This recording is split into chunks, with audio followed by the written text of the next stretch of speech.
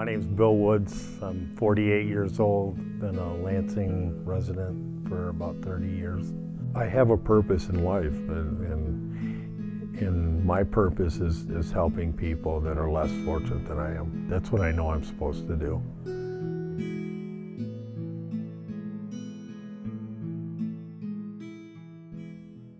You know, I remember being in this empty house and my son, 5 years old, beating on the door. And I was just staying in the house because I was helping this guy remodel it. My son beating on the door. Dad, open up, it's me, your son. And I'm on the other side of the door, the width of that door, and with drugs in my hand and just sitting there shaking. I couldn't answer the door because I was high. Open up, Dad, it's me. You know, and yet that wasn't enough. It's crazy. The insanity is enough. You know, I've been in car accidents. I've lived under trees, you know, pine trees that have the branches that are way on the ground. I just left them up, roll underneath there in the winter, so it kept me warm, kept snow off me, and you know, I can survive anywhere. But most of the time I had to make sure I had enough liquor or drugs in me to make it so I could pass out or fall out and not think about the elements. But you know, it's insane. I've screamed before, what the heck do you have in mind for me, you know? Why not just get me out of this misery, you know? Because that's too big a chicken to end my own life. I tried once and I didn't try hard enough. It's just a cry for help. And I got it. I got put in a community mental health for 3 days. They got me on antidepressants. I got to a shelter and that was the start of it. You know, they have rules, you know, and you have to follow the rules or get out. I'm a free-spirited person, one that did what I wanted to do, but I had to get up. I had to go to Bible study. I had house chores. You know, the shelters are there if you're willing to follow the rules. And a lot of people have problems with authority figures. But, you know, the last 4 years or so of my life have been a blessing. I wouldn't change it. I wouldn't change what I do every day. Coming to this agency and doing what I do every day, I wouldn't change it. There isn't a job that pays anything that would give me the gratification that I have from doing what I do now. You know, money, there's no price tag. You know, I've had the money. I've made $60,000, $70,000 a year, and I had a hard time sleeping at night. I had a hard time getting up, you know. And I don't even get paid for volunteering, and I'm up, can't wait to get down here and see who I can help, and I go home and I sleep at night, and you know, life's good. Life's good.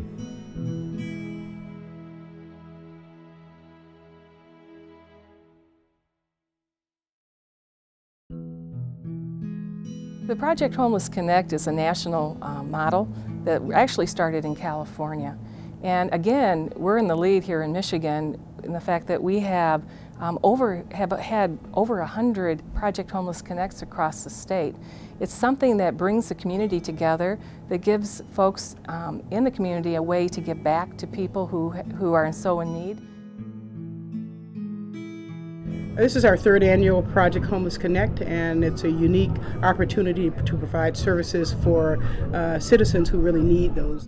In the city of Lansing, at the end of December of last year, we had 4,250 homeless individuals, and we did a 6-month check, and we're down to 3,900 individuals. So that's quite an accomplishment, and we're hopeful with this event today that we will be placing some additional people into housing. The wraparound services that are offered here today, from health, mental health, physical health, but also support services that allow some of the chronically homeless individuals who don't maintain housing to get some support, and we're really trying to encourage and recruit more mentors from the area.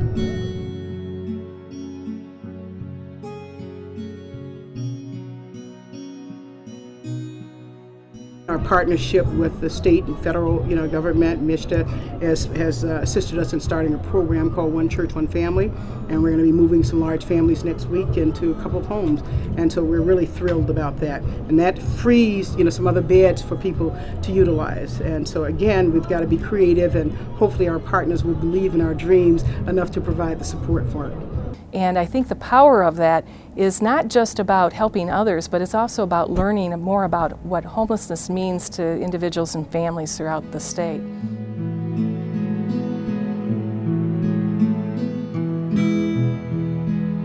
To solve homelessness, it's not just a problem of the government, it has to be all of us working together.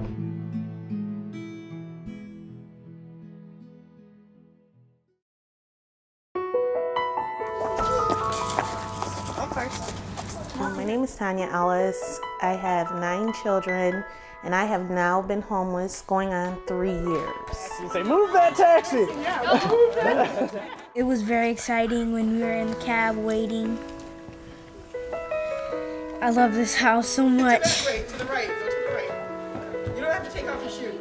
What led up to me being homeless, I lost all 3 of my jobs, and I was not able to pay all of the rent. Oh my gosh! Oh my god! Oh my god! Oh my god! Wait. This house is the best house ever. I want to live in it until I die. I turned to Paving Home, but because my family was so huge, there was nothing they could do for me at the time. And I only had like 5 days to get out of the house, so I was calling every day, twice a day, sometimes 3 times a day, and there was still nothing that they could do because my family was so huge. Red Cross told me to go to CACS and sign up for the HARP voucher, Section 8. So I went there, and then they told me, well, it would be a 2-year wait. So it kind of got discouraged initially, but I was like, 2-year wait, whatever it takes, Susan Cancro, she had everything done where we were able to move into the house right now that I'm staying in, which is a transitional house. It's, oh my gosh, it's been just like, it's just been a blessing, so yeah. That one's yours.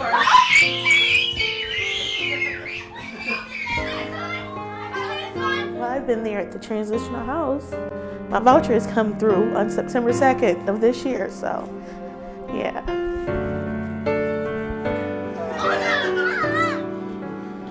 I haven't had my own room in almost 4 years. Yeah, that's Mommy's bed. So to have my own bedroom and not have to share with the twins, that is my favorite part. It's my bedroom, yeah. It is humongous. Oh my gosh! Look at this! It is wonderful! I love this place!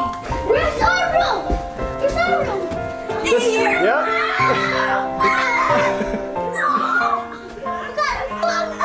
This is the best room ever, and this is the best house ever.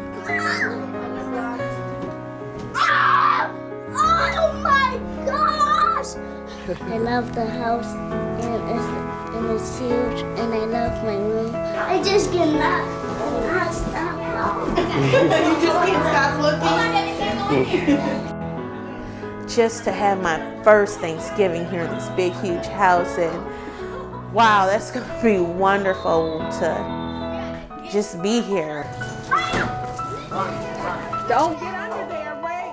The yard, the kids are going to love it in the summertime. It's huge, it's fenced off. I would just like to thank, first of all, I want to thank God for everything, being here, being blessed with 9 children. I would like to thank MISTA, HARP, Capital Area Community Services, everyone that has contributed into making my stay over in the transitional home as comfortable as possible. I just want to tell them thank you. They never made me feel like I was homeless. Never once since I've been in that house have they made me feel like that this is temporary. They tried to make me feel as comfortable as possible and with as less interruptions as possible in my life, really to make me feel like I'm at home. And I just want to tell everybody that has ever helped me since I have been on this journey of being homeless, thank you from the bottom of my heart. I just would like to say thank you.